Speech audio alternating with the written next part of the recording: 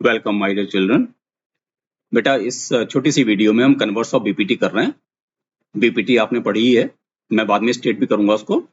तो इस थ्योरम में ये कहता है कि अगर किसी ट्रायंगल एबीसी में कोई एक लाइन ऐसी ड्रॉ की जाए जो उसकी दो साइड्स को सेम रेशियो में डिवाइड करे, तो ये जो लाइन होती है ना बेटा, ये थर्ड साइड के पैरेलल होती है। मतलब कहने का ये है कि अगर ये लाइन एल है जो कि ए बी और ए सी को सेम रेशियो में डिवाइड कर रही है, that means this upon this equal to this upon this, तो ये जो लाइन है ना, ये डी, ये बेटा पैरेलल होती है बीसी के।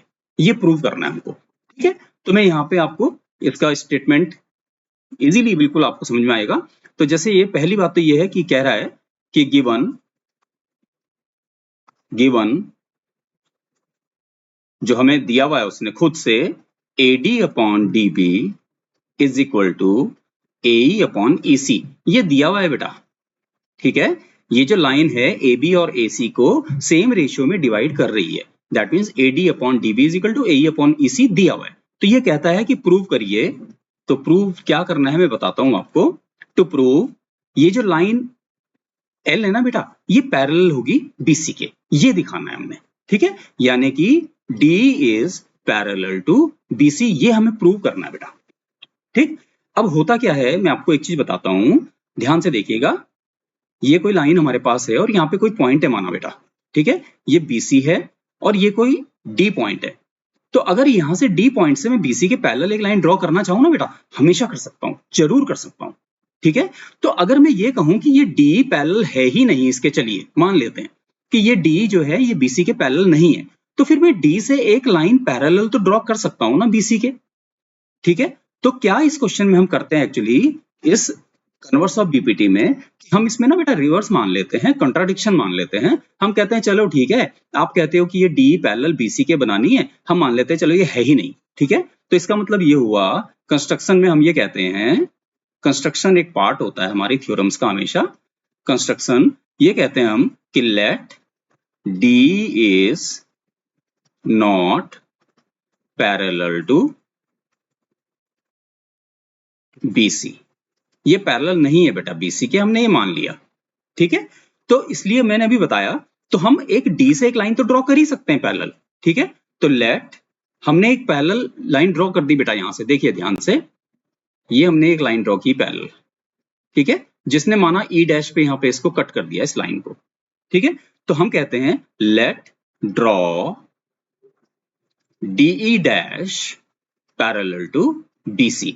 बेटा आप समझ गए बात को, वो कहता है कि बताइए DE पैरेलल है BC के, ठीक है। तो हमने कहा चलो ठीक है, हम नहीं मानते, ये D पैरेलल है ही नहीं BC के। जब D पैरेलल BC के नहीं है तो D से हम एक लाइन BC के पैरेलल जरूर ड्रॉ कर सकते हैं, और वो लाइन हम कह देते हैं कि चलो DE डैश है जो BC के पैरेलल है, ठीक है। अब आगे बढ़ते हैं इसमें क्वेश्चन में, आप समझ जाओगे बहुत इजीली और फिर आपको भूलोगे नहीं, आप इसको यूज करना आपको आ जाएगा, ठीक है बेटा। तो अब मैं इसका प्रूफ बताता हूं आपको। ये कहता था कि ये जो ABC ट्राइंगल है उसमें ये सेम रेशियो में डिवाइड कर रहा बेटा, ऐसा कुछ था, है ना। तो ये तो हमें एक रिजल्ट इसने दिया हुआ था, ठीक, फाइन। अब हम ये कह रहे हैं इन ट्राइंगल, ये जो ट्राइंगल हमारे पास में ABC है ना बेटा, इस ट्राइंगल में DE डैश पैरेलल है BC के। और बेटा अभी जरा ध्यान से देखो, अगर किसी ट्राइंगल में, किसी भी ट्राइंगल में अगर कोई एक लाइन पैरेलल हो एक साइड के, तो बाकी दो साइड्स को सेम रेशियो में डिवाइड करती है बेटा, ये बीपीटी थी, ठीक है। अगर कोई लाइन ऐसी ड्रॉ की जाए जो किसी एक साइड के पैरेलल हो किसी ट्राइंगल में और बाकी दो साइड्स को कट करती हो, तो उनको सेम रेशियो में डिवाइड करेगी, ठीक है। ऐसा होता था।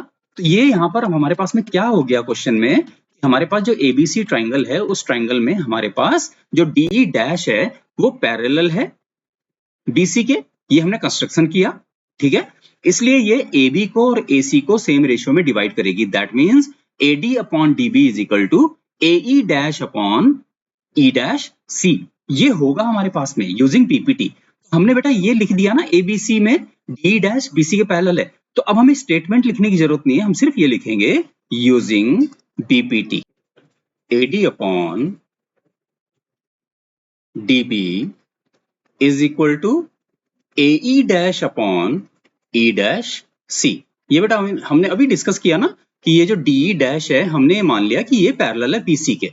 तो बीपीटी क्या कहती है कि डी डैश अगर ये पैरेलल है बीसी के तो AB और AC को सेम रेशियो में डिवाइड करेगी, यानी कि AD upon DB is equal to AE dash upon E dash C, जो हमने अभी थोड़ी देर पहले डिस्कस किया था। ठीक है, अब जरा बेटा इसको देखो, ये सेकंड इक्वेशन एक हमारे पास आई, जरा अपनी फर्स्ट इक्वेशन देखो और सेकंड इक्वेशन देखो। तो फर्स्ट और सेकंड में लेफ्ट हैंड साइड बेटा सेम है।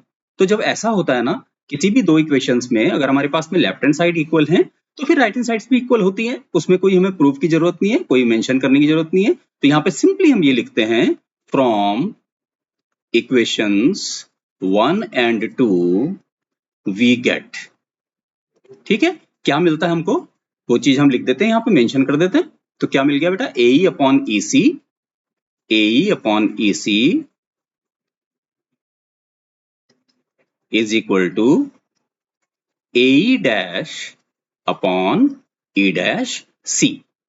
ठीक है बेटा, अब इसमें देखो हमें जो चीज हमें लानी है ना बेटा वो आ रही है हमारी, लेकिन अभी आपको नहीं समझ में आ रहा होगा, आई नो, लेकिन मैं इसमें अब 1 ऐड करता हूँ। ठीक है, मैं इसमें 1 ऐड करता हूँ और क्या उसका रीजन है, क्यों कर रहे हैं, मैं आपको उसके बाद बताऊंगा वो चीज। +1, और ऐसा करने से कोई फर्क नहीं पड़ता बेटा, क्योंकि आप 1 ऐड करते ही हो तो आपको दोनों तरफ 1 ऐड करने में कोई फर्क आपकी इक्वेशन पे नहीं पड़ता है। ठीक है, तो हमारे पास ये कुछ आ गया इस तरह से, AE upon EC +1, AE dash upon E dash C +1। अब हमारे पास जो रिजल्ट आएगा उसको हम यहाँ पे मेंशन कर देंगे। ठीक है, तो ये बन गया बेटा हमारा left hand side AE plus EC, LCM ले लिया हमने, upon EC is equal to AE dash plus E dash C upon E dash C।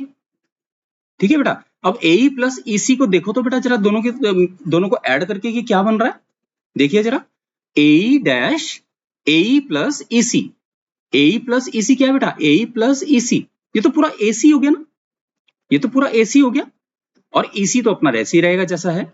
और इसके बाद दूसरा राइट हैंड साइड को भी चेक कर लीजिए, AE dash plus E dash C, ये दोबारा से बेटा फिर से AC बन गया कंप्लीट। तो AE dash plus E dash C again AC upon E dash C। अब बेटा अब ध्यान से अगर आप इसको देखो तो AC और AC तो कट जाएंगे ना यहाँ से, है ना, ये आप कुछ भी आप किसी भी तरह से इसको समझ सकते हो। तो मैं इसको अगर कट करूंगा तो ये 1 1 आ जाएगा दोनों के साथ, और क्रॉस मल्टीप्लाई करेंगे तो क्या बन जाएगा बेटा, E dash C is equal to EC, E dash C is equal to EC। ठीक है, तो हमारे पास अब ध्यान देने की चीज ये है कि जो ये हमने E डैश बनाया था ना बेटा, एक पॉइंट आया था हमारे पास, ये E डैश C और ये जो EC, ये जो दिया था क्वेश्चन में खुद से, ये दोनों बराबर हो गए बेटा। अब जरा ध्यान से देखो क्या ये ऐसा हो सकता है, क्या ये पॉसिबल है, ये पॉसिबल वैसे तो है ही नहीं। क्यों, क्योंकि ये दोनों बराबर कैसे होंगे, अगर ये E और E डैश दोनों पॉइंट्स अलग अलग दो पॉइंट्स हैं तो ये कभी E डैश C और EC जो डिस्टेंस है वो बराबर हो नहीं सकता। इसका मतलब क्या होगा कि ये जो E और E डैश पॉइंट है ना बेटा, ये दोनों ना एक्चुअली कोइंसाइड कर रहे हैं। ठीक है, तो यहाँ पे आप ज्यादा कुछ नहीं वो करोगे, आपको कोई इसमें घबराने की जरूरत नहीं है, आपको सिंपली एक स्टेटमेंट लिखना है, clearly E and E dash coincide, therefore E and E dash are same points, therefore जो पैरेलल लाइन है ना बेटा, वो पैरेलल लाइन वही बन गई हमारी जो हमारे पास पहले से थी। तो जो D डैश है ना वो DE हो गया ना एक्चुअली, तो D is parallel to BC, D is parallel to BC।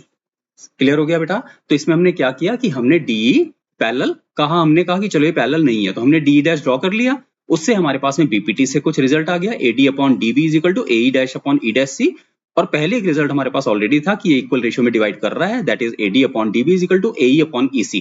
तो इनको जब हमने यूज किया दोनों को तो हमारे पास एक रिजल्ट आ गया कि AE डैश और ये जो हमारा E डैश C और EC हैं ये दोनों बराबर आ गए। तो ऐसा तभी हो सकता है जब E और E डैश एक ही पॉइंट हो, अलग अलग पॉइंट्स ना हो। ठीक है, तो ये थ्योरम हमें यूज करने को आएगी, तो आप इसको यूज कर पाओगे बेटर वे में। Thank you so much for watching this video, अपने फ्रेंड्स के साथ में इसे शेयर करिए, सब्सक्राइब करिए। Thank you so much, God bless you.